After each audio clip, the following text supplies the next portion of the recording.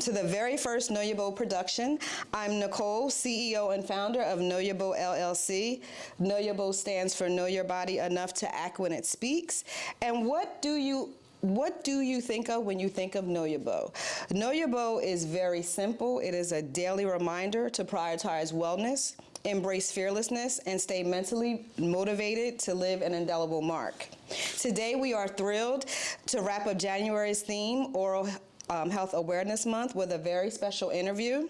I have the distinct honor of sitting down with not one, but two incredible trailblazers in the world of dentistry. Southern Smiles owner, Dr. Genise A. Evans, and her esteemed partner, Dr. Tauheedah Hollifield, are joining us today.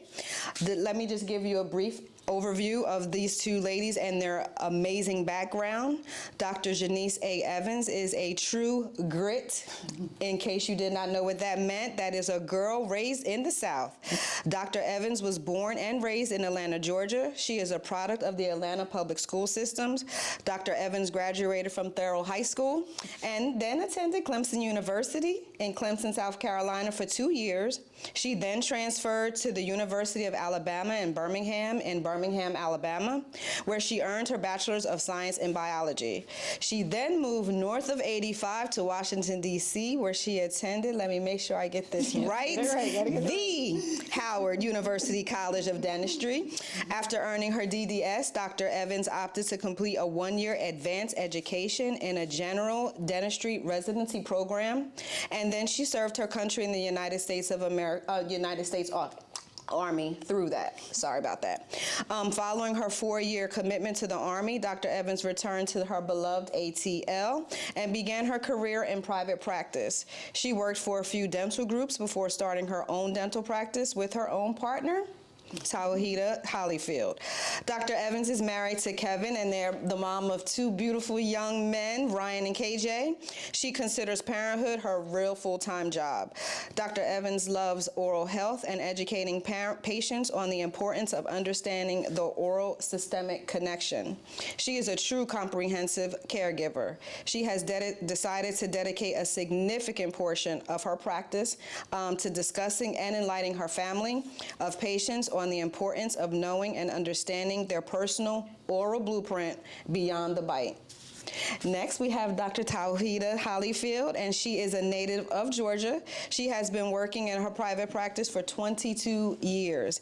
In 1998, Dr. Hollifield obtained a Bachelor of Science degree in biology at Morris Brown College, where she played the clarinet, watch out now, in the renowned Wolverine Marching Band. Dr. Hollifield graduated from the University of Tennessee Memphis College of Dentistry and earned a Doctor of Dental Surgery in 2002.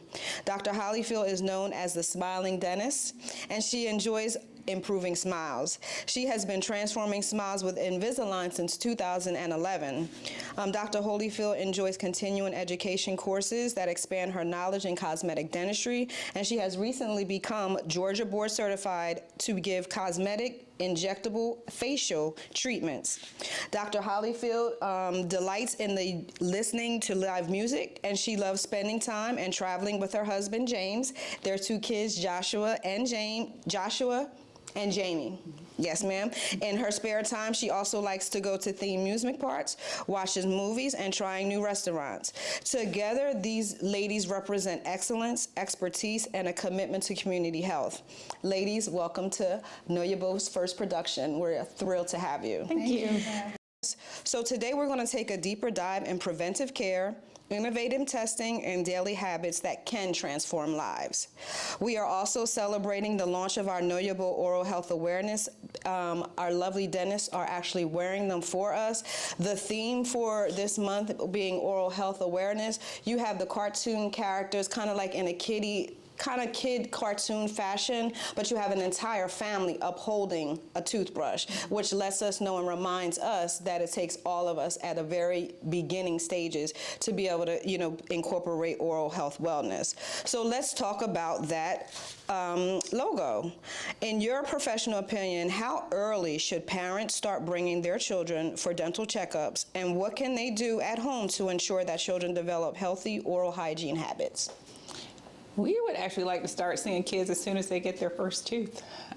So the youngest patient I've treated is probably 6 months old. Oh, wow. And that seems kind of counterproductive. But in reality, when we see kids that early, we may not be able to do a whole lot of treatment, but that's not the goal. The goal is just to make sure everything is developing properly. That way, if we start early, we can stay on the preventive side of things, and we're not in the treatment phase all the time. Got you. Pediatricians tend to recommend that parents wait till kids are 3 or 4 years old before they bring them to the dentist. And what we find is, unfortunately, by the time they come at 3 or 4 years old, they already have cavities. Yeah. We're already dealing with issues that require treatment. But if the parent had been enlightened to start coming, you know, there are dentists out there, I'm one of them, that will see kids that early. And we let the parent know it's okay if they're screaming, their mouth is wide open. Right. Okay.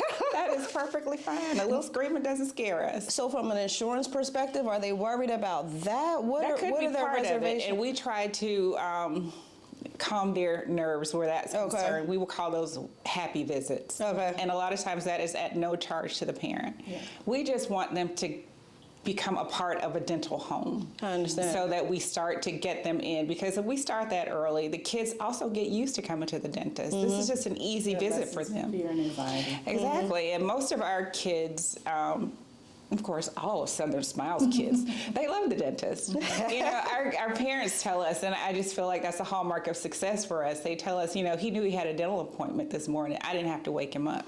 He got up, he got himself dressed, and he was like, let's go. I'm going to see Dr. Hollifield today. I'm going to see Dr. Evans. That's great. And I appreciate parents letting us know that, because that tells me that we're doing something right. Right. So, absolutely. Yeah, the earlier the better. It helps also because we are guiding the parents, and when they should start using toothpaste with fluoride, when they should floss them, because that's why the kids that are 3 and 5 years old have cavities, because it's in between your teeth. They weren't taught by your professional, this is the time that it's best to start flossing your kids' teeth. So we catch them when they have little to no teeth, then we have a time to lessen the chance of them getting cavities. Because parents don't know that they should be flossing the kids' teeth when they have the back teeth in there, or whenever they have multiple teeth that are adjacent. So we're helpful in that, and we're helpful with letting them know when they need to stop nursing, you know, during the night to wash the teeth and do things like that. Right. There's such thing as baby bottle decay, and it also happens when they're nursing throughout the night. So we can just guide them and give them pointers on how to keep the teeth clean despite the schedule that they may have when they're having to nurse during the night when they're babies or toddlers. I think a lot of times they view baby teeth as disposable. You know? And that's what I was about to say. Is that why they feel as though it's counterproductive, because they're going to lose them anyway? They're going to lose them anyway, but not realizing. But it's the gum lining too. But they're going to keep those teeth. Most of them, they'll lose their last baby tooth. Some kids as late as 14 years old. Yeah. You could have a tooth in there, and if you have gone with untreated decay, that's infection. Right. And you know, infection is infection. It affects your entire body. It's not just isolated to that one area. So when those things go unaddressed, you are really opening your child up to some significant risk. So we definitely recommend getting them in as early as possible. Yeah, that untreated dental decay leads to pain and definitely infection. So absolutely. Kids with abscesses that come in that involve their eye, where they're swollen in the cheek, because the dental infection doesn't stay there with the tooth. It spreads other body parts in the face. And so that's when it comes to a hospital situation. It gets to be that advanced. So we want to just prevent that type of situation for kids. So 6 months was your earliest? Yeah. And people probably in her family and her circle thought that she was crazy. They absolutely did. And so the child now is just average. Is a whole adult now and smiling beautifully. Perfectly like didn't have any kind has never had a cavity. Wow. And never so had the a good cavity. thing is that when they come that early, you know, and the parent appreciates that, because it was at no cost to her. She was able to bring the child in there. So they were definitely a part of the Southern Smiles family. So you get to watch that child grow up. It is just great to see them go from being that small to being like in the 7th grade. Right. You know? So, with it being a family practice, a lot of the young patients that we have seen have just been on the parents' chest, saying they bring the child in, they're there for their appointment, and we can start taking a look and getting the child used to a mouth mirror being put in their mouth with them laying there comfortably with them. Right. I like that. We see the parents and we see kids. yeah, our family. All right. All right right, now that's a great one. I appreciate that. So let's move on to our next question. Many Americans do not undergo regular preventive dental exams. Could you share your insights into the importance of the exam and the potential consequences of neglecting them? Like, that's the grimy truth of it all, the neglecting part. And it's not, it's one thing to get the babies in, right? But it's another whole beast to get the adults in. If you could speak to that, either one of you, that would be cool. I would say, I think there are like studies from the World Health Organization that indicate that 97% of the world's population has some degree of gum disease. And people think, oh, my gums bleed. They think that's normal, that I have bleeding in my gums. That's totally abnormal. Any bleeding just randomly is abnormal. Right. And so, but because it's happening in the mouth and because they experience it on a daily basis, they just kind of chalk that up to my gums just bleed. And then it becomes normal in their brain. They normalize it. And the reality is your gums should not bleed. Your gums should not be sore. Your gums should not be bright red. They should be pink. There's just so many things that people tolerate and just get acclimated to, and just because it's always been that way. Yeah, call themselves, I'm keeping my eye on it. And everyone in their family was like that. Right. No one dared to break the cycle. Once one of them goes to the dentist and they find out, oh, wait a minute, that's not normal. Right. But just letting them know, because so many people walk around with this untreated disease, because that's what it is. It's gum disease. That's a lot. You're actually putting your entire body at risk. That's a lot of people who are exposing this bacteria that lives in your mouth. Everybody's got bacteria. We all have germs. We got good ones, we got bad ones, but you could have really high levels of these bad ones, and the ones that are destructive enough to cause gum disease are destructive enough to affect your heart, to affect your brain health. Infertility is associated with gum disease. There's so many factors between what goes on in your mouth and what goes on in your body that people just don't see a connection to. And so we do talk to patients, and I laugh at them all the time. It's like, if you could just drop your teeth off and you come back and pick them up, I get it. Don't worry about me asking about your high blood pressure. Right. But since that doesn't happen, it's all one whole unit. That mouth is still very much connected to the rest of your body. Why wouldn't that bacteria just migrate to other places? That makes a little sense. And so when we get a chance to really sit down and explain it to people, it really opens their eyes. I love when, the awareness hits them. And so then I'm like, I'm explaining this well, because you're right. connecting the feedback to it. that you're receiving, like, I don't want that. Like, I know that I might have neglected a couple of things or may have closed my left eye to something, but that a whole, like, from the rooter to the tutor, so to speak. It's a term, it's a Southern term. However, it's meaningful. And even that statistic, 97%, that means, so there's 5 people in this room. That's right. Right? That's exactly right. Okay. And the conversations that we get to have with the patients, and that's why I really like our new environment, because we have more space, which actually gives us more time with the patients. When we're in our smaller location, we can only be there for a certain amount of time because we got to turn it over to get the next person to share. But now we get to spread out a little bit. So I get to spend more time talking to patients about this. And what I like too is that those patients leave and they tell other people about those conversations, because they have a cousin that has high blood pressure. And then the conversation is, oh, I got a new blood pressure medication. Man, have you been to the dentist yet? You'd be surprised. Because now we're seeing people come in asking those questions. That's good. And so that's what's really prompting us to really boost up our oral systemic conversation with patients and creating our oral blueprint and making sure people know it's more than just your teeth. More than just a bite. I love that. You got to know all about your entire body and all the associated things. So because even when you go to do a regular, a medical, just a regular medical exam, they do ask you in the system of what is it called? The list of symptoms, and they ask you your background, your history. Dental is on there. They do ask you about that, but I can see some people just kind of like overlaying those boxes and just missing them, or closing the eye to them, and I don't have to pay attention to that, or why does it matter? But January, we're here to tell you, everyone, that oral health totally matters, and these ladies are telling you nothing but facts. So So we're going to keep the questions going. This is a really big eye opener. One of the conversations, and this is all kind of leading back to it, one of the conversations that we had during my routine exam was about how people don't realize that bacteria leads to just all of these kinds of unnecessary diseases that could be preventive, as best as possible. But the saliva is the carrier of them all.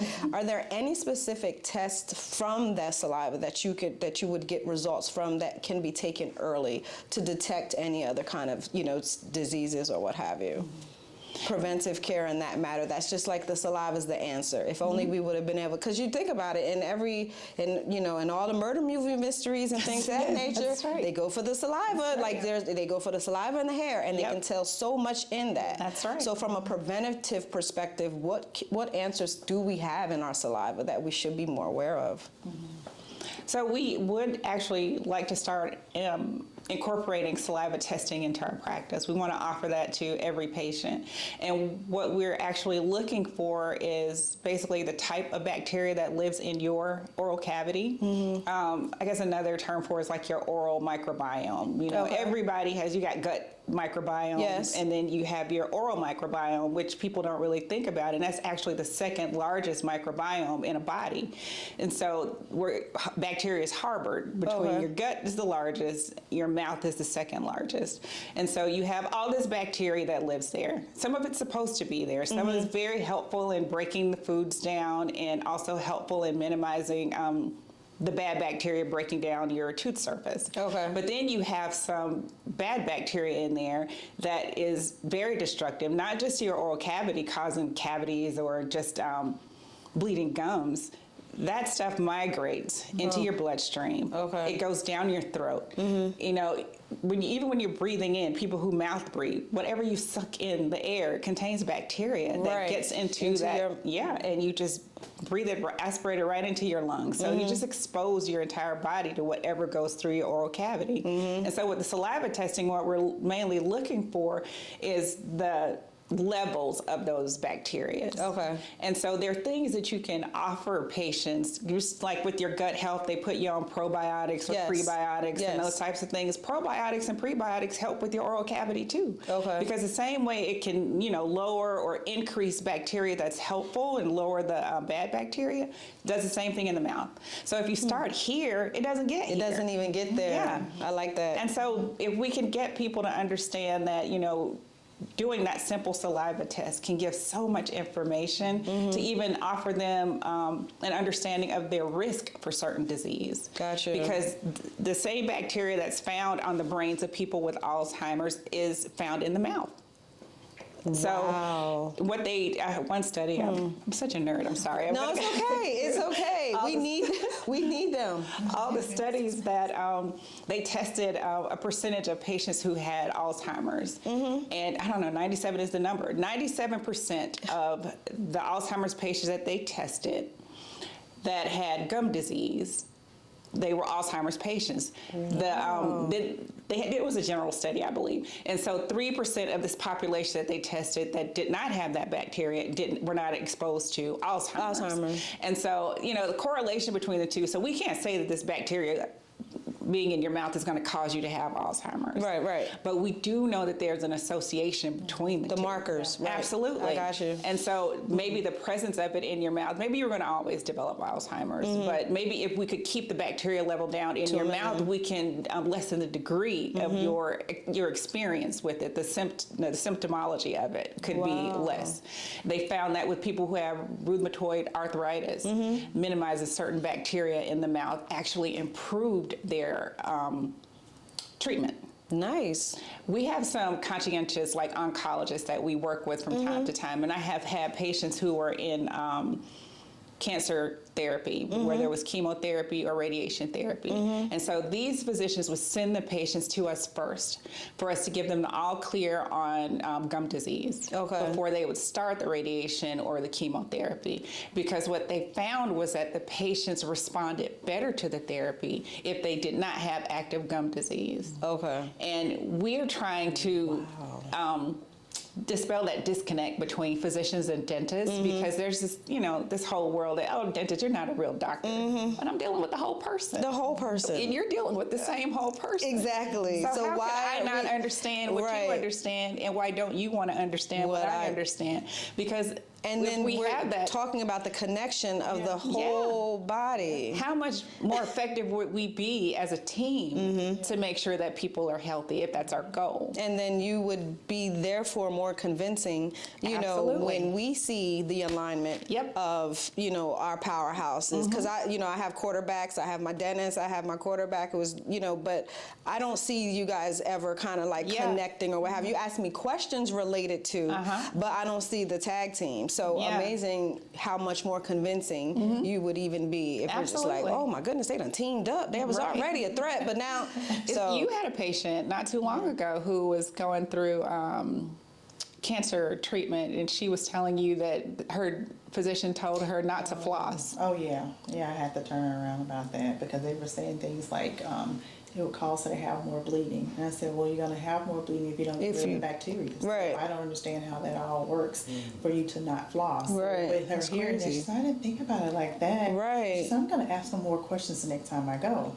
But it was just helpful that she opened up to tell us that, because she was talking to myself and the hygienist like, I haven't flossed, because we were treating her for inflammation with her tissues. And that's when she told us that she had been told that by the physician. I said, well, actually, you're making things worse for your condition. Wow. She was actually, at the time, I think she was in remission, but they had told her that she was better not to floss because it's going to cause her to bleed more.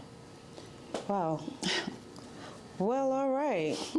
That blew me away. That's interesting. There's just that connection is so important. And with the KnoYoBoE Patient Advocate Services, I'm also trying to build a network of professionals that would be able to be a resource when someone is in need of or questioning their dental health, or again, they need an oncologist or what have you.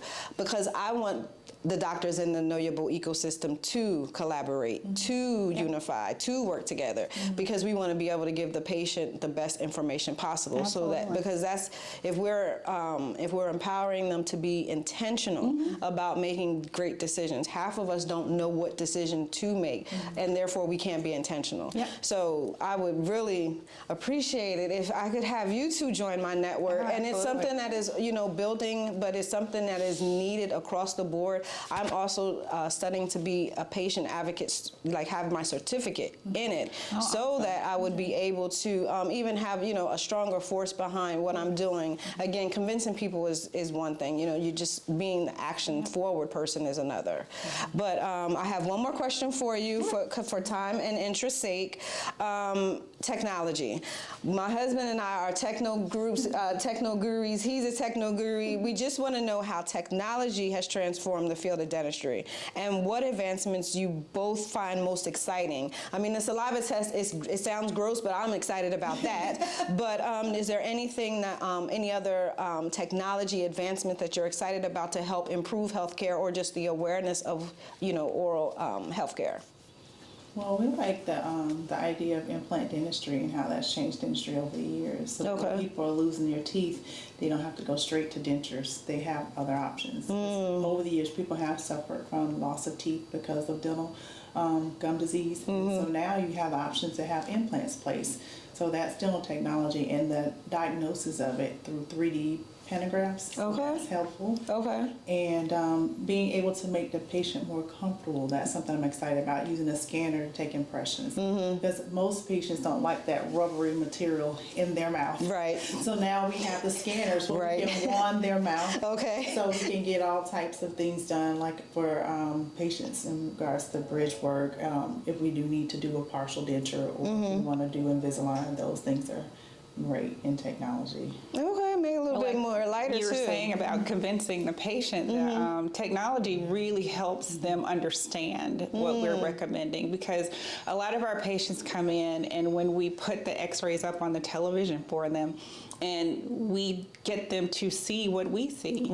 And when they see it, it's just apparent, hey, that is a hole there. Oh, what is that black? They're asking you questions about things. I'm not trying to give you a dental school education in 15 minutes. But some stuff is, a black area is a black area. Don't care where you went to school or if you went to school. We all see that. And then where you see it at and how it's presented means so much difference. Absolutely. You know, because we're the windows of the world. So really, the way in which something is viewed is just. Sometimes you embrace it differently. Yep. You know, sometimes you hold on to it more. Sometimes if it's not as pretty, don't get me wrong, a black hole is a black hole and it's not pretty, but the presentation of it might allow me, now do I have your attention? Right. You and know? that's what we hear from the patients. They're like, you know, I've taken x-rays all my life. I've never seen that picture that they took of me. And it's so funny when we do the same thing with the kids. We put the pictures up there for them to see it, and they're just so intrigued. Right. And when I show them that, you know, those are I call them the big boy teeth that are still in the bone, and then your baby teeth are here. So the big boy teeth are going to come in and knock those baby teeth out of there, and they're like, oh, there's one right there, and there's one That's right cool. there. So the kids get really excited about And it. So engaged. they're very engaged. And then, like you said, looking forward to now, who looks forward to dentist appointments, you know? But now it's just like, okay, it's not, and that even for me, I had to remove some of the anxiety. It's just like, it's not that bad. And when I do sit in that chair, first off, I feel a million times better, but it takes a while. It's after the fact.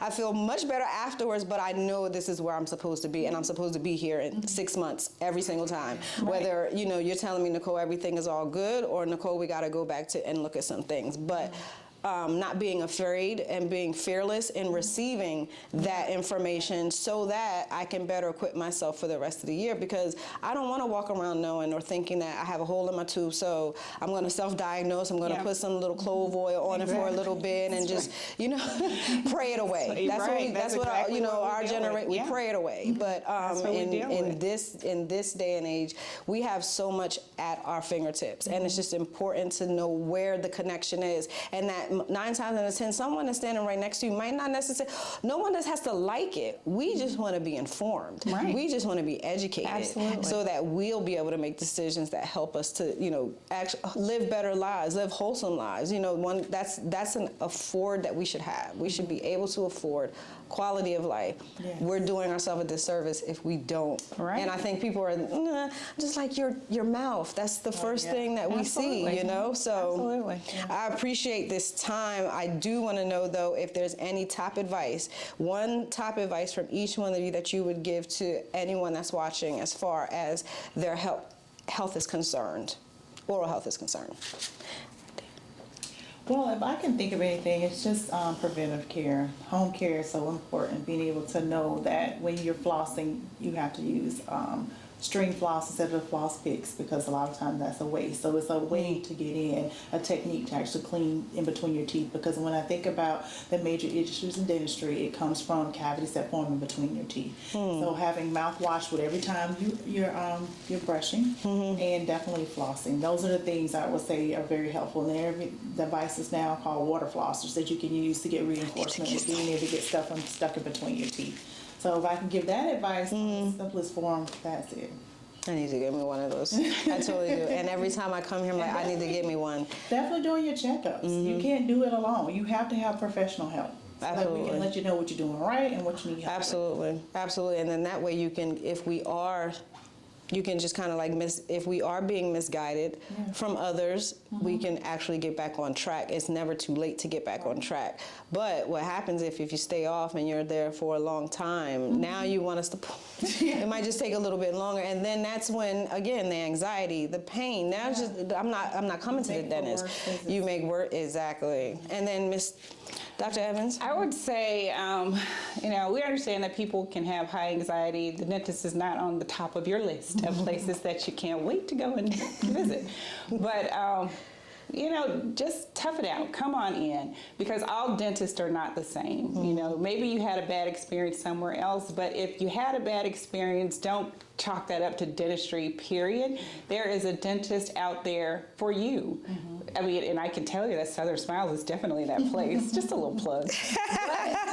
The reason for that is you want someone who's going to listen to you. You know, when you mentioned pray it away, I'll pray with you. You're right. And I'm going to give you some practical application to those prayers because I know that God works through my head, heart, and hands to do my absolute best for you. So don't let that anxiety stop you from taking care of yourself. And that would be my main recommendation. And bring your kids because the earlier they start, they love us. And we have really cool prizes. I have the best prizes in dentistry, so definitely come and check us out. And a wonderful new location. That's right. And where is that new location, Dr. Evans? We are located at 70, oh no, I forgot my address. 65. Sorry. National Highway. Teamwork, backup, support. Georgia 30296. 7365 Old National Highway, Riverdale, Georgia 30296. What you said, yes.